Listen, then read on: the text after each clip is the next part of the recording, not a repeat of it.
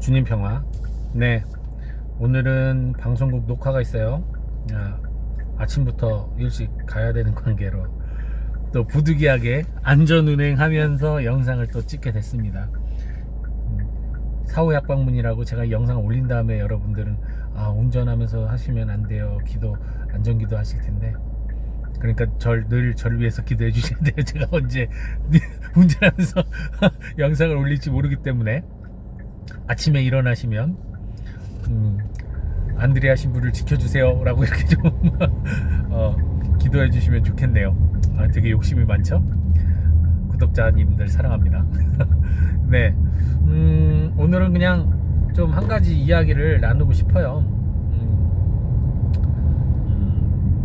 약간 흥미로운 이야기일 수도 있는데, 이제 부모님들이에요.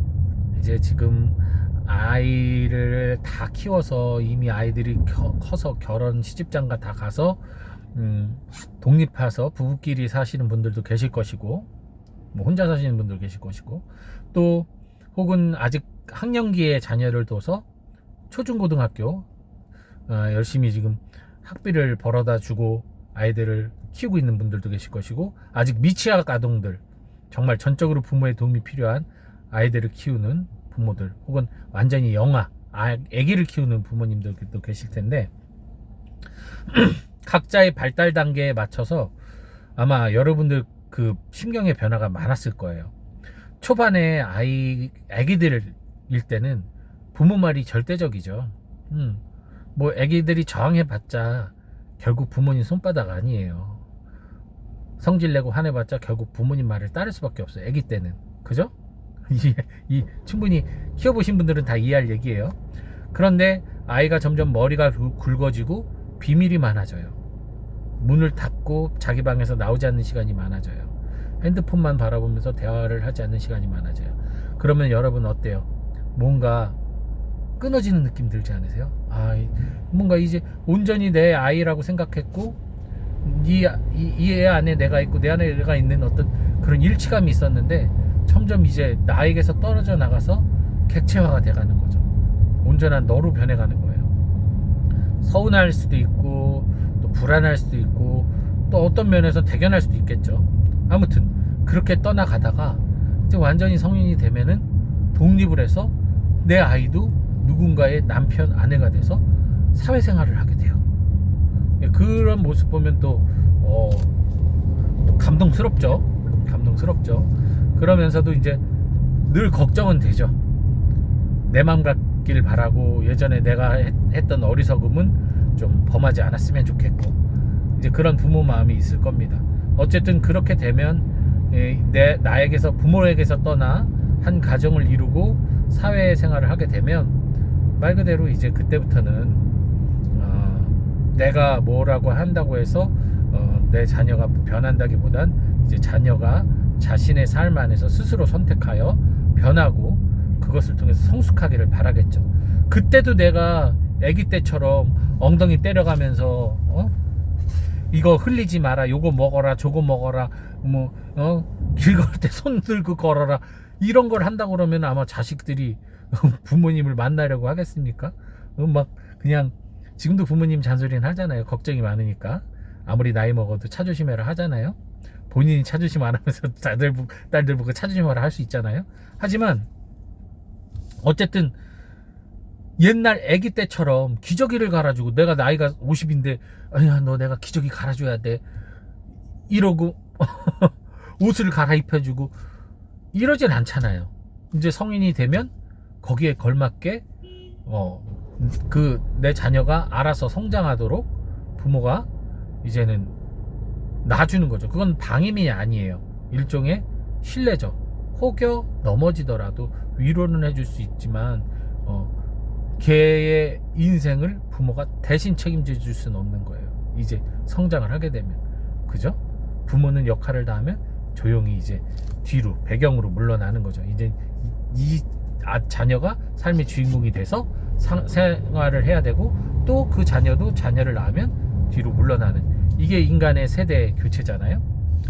저는 하느님과 우리의 관계를 이것과 똑같다고 봅니다. 애기였을 때 당연히 우리가 원망을 하든 분노를 하든 비난을 하든 뭐를 하든 하느님 손바닥 안에 있어요. 하느님이요 그래도 결국 다시 하느님을 찾는 아기의 신앙이에요. 좋죠. 얼마나 하느님 눈에 이뻐 보였겠어요. 근데 이제 좀 머리가 굵기 시작하면 하느님 진짜 내 아버지 맞아?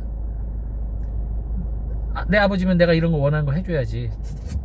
안 해주네? 아니야, 난 주워온 걸 거야. 이러면서 이제 하느님에게서 멀어지고 냉담을 할 때가 있어요. 참 하느님 서운하시죠. 하지만 어떡합니까? 그런 과정을 거쳐야 되는 걸요. 그렇게 살다가 정말 아버지 하느님의 사랑을 언제 깨닫겠어요? 우리가 부모님의 그 사랑을 깨달는 순간이 참 안타깝게도 부모님이 돌아가실 때, 평상시에는 그렇게 모르고 연락도 잘 안 하고 그러다가 부모님이 돌아가시고 나서야 그때 효자가 되잖아요. 그때 효녀가 되고 그때 돼서야 부모님이 나를 얼마나 나를 키우기 위해 노심초사하고 걱정하셨고 사랑하셨는지를 그때 돼서야 깨닫죠. 내가 이제 부모로서 살아가면서 점점점 깊게. 마찬가지라고 생각해요. 저희들도 하나님의 사랑을 깨달은 건 결국 예수님의 죽음을 통해서요. 하나님이 죽음으로써 우리가 이제 드디어 하나님의 본질을 깨닫게 되는 거예요. 이게 그냥 사랑하는데 그 사랑을 우리끼리 알아서 하려고 하니 안 되죠. 같은 부모한테서 태어나도 형제끼리 얼마나 싸우고 다툽니까? 분명히 유전자가 똑같은데, 부모 유전자가 똑같은데 형제끼리 그렇게 싸워요. 갈라지고. 그죠? 마찬가지인 거예요. 우리끼리 하느님을 배제해놓고 우리끼리 봤을 땐 같은 하느님 안에서 탄생한 사람들이지만 온전히 사랑하기 쉽지 않아요. 끊임없이 다투고 싸웁니다. 그러나 하느님께서 우리를 위해, 그런 다툰 우리를 위해 내가 대신 상처를 받겠다. 그리고 범죄를 저지르고 정말 죽음의 울타리로 걸어가고 있는 우리를 대신해서 내가 대신 죽겠다. 이게 아버지 하느님의 마음이에요. 그 마음을 우리가 온전히 깨닫는 순간 우리는 하느님께 효자가 됩니다. 효녀가 되는 거예요. 그래서 여러분 지금 여러분의 위치가 어디인지 모르겠어요. 마냥 하느님에게 귀염둥이인 애기일 수도 있고, 이거 해주세요 저거 해주세요 아빠며 엄마며 하는 애기일 수도 있고, 혹은 아빠가 뭘 알아, 하느님 뭘 알아 그러면서 문 걸어 잠고 마음을 닫고 있는, 냉담을 하고 있고, 이제 흔히 말하는 신은교라고 표현하는, 참 좋게 표현하는 거죠.